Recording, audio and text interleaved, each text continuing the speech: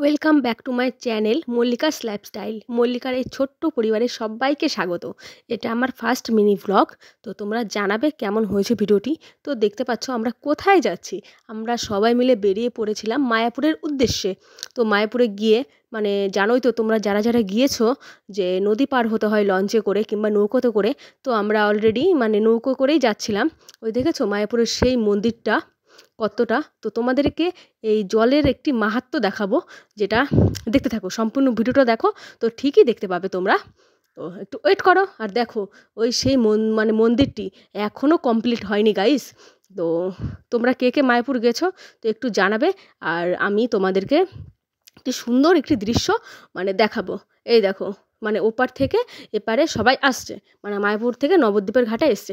এই দেখো সেই মানে অদৃশ্য মানে দৃশ্যমান একটি মানে জায়গাটাতে আমরা চলে এসেছি।